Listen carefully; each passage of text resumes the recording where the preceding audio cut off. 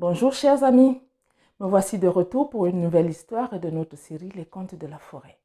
Mais avant toute chose, je voudrais vous souhaiter une santé de fer, une santé en béton, une santé en or, une santé en argent si vous voulez, mais en tout cas la meilleure santé qu'on puisse imaginer pour affronter cette année 2021. Pourquoi la santé? Parce que quand on a la santé, on est capable de tout conquérir, on est capable de tout gagner. Par exemple, quand vous êtes à l'école, vous savez, à l'école, si on a juste une petite migraine, on ne peut plus rien écouter, on n'a plus envie de jouer, on n'a plus envie de retenir ce que le maître ou la maîtresse vont dire, on a juste envie de rentrer à la maison pour se reposer et récupérer. Alors la santé, à mon avis, c'est le meilleur de tous les vœux. Quand on a la santé, on peut jouer. Quand on a la santé, on peut s'amuser. Quand on a la santé, on peut rêver. Quand on a la santé, on peut tout avoir. Alors, je vous souhaite la meilleure santé pour l'année 2021. Et du coup, on va pouvoir parler enfin de notre histoire du jour. Il s'agit de Meoulou. Meoulou et ses parents vivaient à Bigouens. Vous savez, Bigouens, ce petit village qui m'est cher dans le cœur. Ce village d'Afrique centrale au Cameroun profond là-bas. Meoulou et ses parents vivaient donc là-bas. Et quand il a eu ses 5 ans, Meoulou, un jour, il est sorti dans la cour du village pour aller jouer avec ses copains. Et tout d'un coup, il s'est retrouvé au milieu de plusieurs brebis. Il y avait des cabris qui sautillaient à gauche, à droite, autour de lui. Et Meoulou, il a pris peur. Il a commencé à crier « Au secours, papa! Au secours, maman! Je vais me faire dévorer par les cabris! » Par solidarité, tous les adultes, ils sortent et le spectacle a fait rire tout le village. Sauf que le papa de Meoulou, lui, il n'a pas trop rigolé de cette histoire. Lui que tout le monde connaissait dans le village comme étant le plus fort, le plus brave. Vous savez à quoi là-bas, c'était lui qui avait assez de témérité pour aller affronter tout seul le gibier, les animaux dans la forêt. Il n'avait pas besoin d'un accompagnateur à chaque fois qu'il y allait pour faire ses pièges ou pour chercher du bois pour sa femme pour qu'elle cuisine ou pour qu'il se réchauffe. Le papa de Meoulou n'avait jamais eu besoin de quelqu'un pour l'accompagner dans cette forêt mystérieuse et qui est pleine de dangers, là où il y a tous les animaux du monde et surtout le monstre, vous savez, Mindeboud, qui habitait dans cette forêt et qui y habite encore. Le papa de Meoulou qui savait que lui, il était le plus fort du village. Tout le monde venait lui demander un coup de main. Et il était bien sûr toujours gentil, prêt à servir. Mais il s'est dit, j'ai un petit garçon qui s'appelle Meoulou. Et comment ça se fait que trois petits cabris qui sautillent autour de lui, qui font bé, bé, bé, bé, arrivent à le terroriser à ce point? Mais c'est pas possible. Je ne vais pas laisser mon fils grandir avec cette peur dans son cœur. Je voudrais qu'il soit un homme brave comme moi quand il sera plus grand et qu'il soit capable, à son âge adulte, de protéger sa famille qu'il devra construire. Alors il faut faire quelque chose. Pendant que tous les autres adultes du village riaient, s'amusaient, rigolaient de ce que Meoulou avait en terreur les animaux autour de lui, les petits cabris qui sautillaient et qui faisaient bé, bé, bé, bé autour de lui et que lui il tremblait de tout son corps et qu'il appelait au secours ses parents. Alors le père de Meoulou, dès ce soir-là, en allant se coucher, commençait à réfléchir à une idée, comment former son fils à devenir un homme courageux, un homme vaillant, un homme téméraire, un homme que personne ne peut terrasser, exactement à son image. Les années passaient, et puis un jour, Meoulou a eu 10 ans. Et là, son père s'est dit, bon, je pense que c'est le bon moment, il va falloir que je lui apprenne à vivre. Et un matin, que Meoulou dormait encore, et son père est venu le chercher pour lui dire, ben, viens avec moi, on va un peu visiter mes pièges. Je vais te montrer comment ça marche. Et donc ils sont allés de piège en piège, et son père qui lui expliquait, quand tu arrives à ce piège-là, si par exemple, là c'est un piège à rat par exemple, c'est un tout petit animal, ça c'est pas bien dangereux. Si tu passes, tu fais juste telle ou telle chose, et tu sais comment tu vas récupérer l'animal qui est dans le piège quand tu viens. Et là, plus loin, il y a un piège pour les plus grands animaux, l'antilope dans ce piège-là.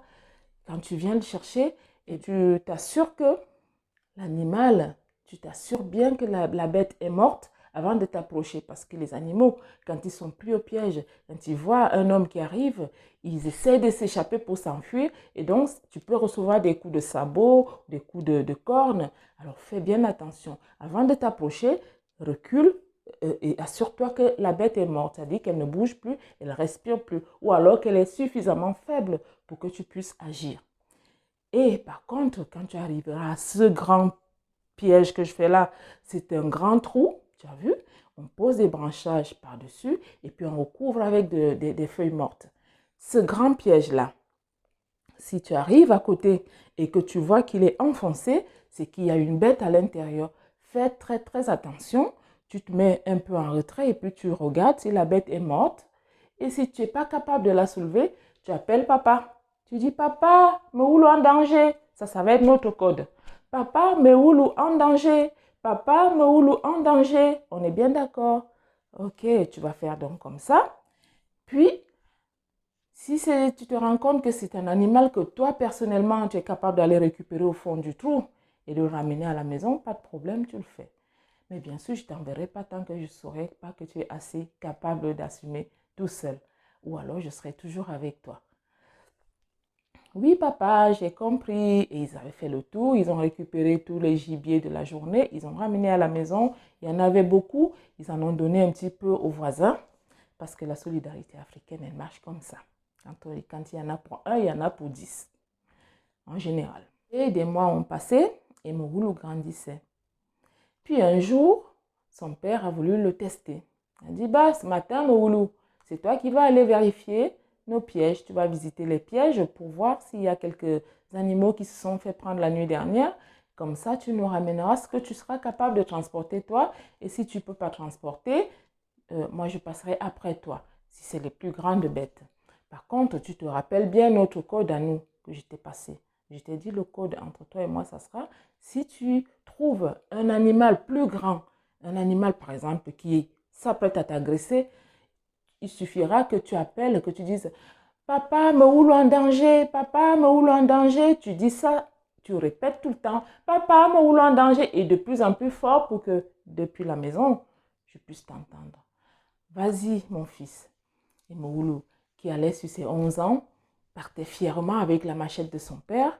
Premier piège, eh bien, c'était un hérisson qui était là, un petit hérisson. Meoulou lui dit, bon, voilà, je détache le hérisson, pose sur le côté, et puis continue. Je vais faire encore 2-3 pièges devant, puis après, je ramènerai ce que je pourrais ramener comme papa me l'a dit. Et il arrive à un piège qui était enfoncé, et tout de suite panique chez Meoulou. Qu'est-ce qui est là-dedans? Alors il regarde, Meoulou regarde. Il lorgne dans le trou. Et là, il voit une antilope qui se débat. Et tout de suite, le code. Papa, Meoulou en danger, papa, Meoulou en danger, papa, Meoulou en danger, papa, Meoulou en danger. Et papa qui arrive en courant de toutes ses forces. Qu'est-ce qui va arriver à mon fils? Vite, vite, que je me dépêche. Et Meoulou, en réalité, c'était même pas une grande antilope, c'était le bébé d'une antilope qui était pris au piège. Bon, à ce piège-là, il n'y avait pas de corde au cou, c'était juste un trou et le bébé antilope n'arrivait pas à remonter à la surface. Donc, essayez de bondir pour sortir du trou sans jamais y arriver. Et au lieu que Meoulou fasse quelque chose, par exemple, comme c'était un bébé, qu'il remarque, c'est un bébé qui pouvait le libérer et le laisser partir dans la nature, comme cela est la règle, ou alors l'achever avec soit un gourdin, soit la machette qu'il avait à la main, et bien Meoulou a juste trouvé à dire « Papa, Meoulou en danger, papa, Meoulou en danger, papa, Meoulou en danger ». Bon, le papa est arrivé, il a dit « Écoute mon fils, on va le sortir de là, le bébé antilope, qu'il aille se balader, qu'il grandisse encore, on le prendra plus tard quand il sera plus grand. » Si ça avait été son père ou sa mère, bien sûr qu'on l'aurait pris, ou une autre bête qui était adulte quand même, on l'aurait pris pour aller manger au village avec nos voisins. Donc, pour cette fois-ci, tu as bien travaillé, tu as fait ce qu'il fallait, mais mon fils, fais attention. Ne m'appelle pas pour si peu. Parce qu'un jour, il y aura bien un animal beaucoup plus fort que ce bébé antilope.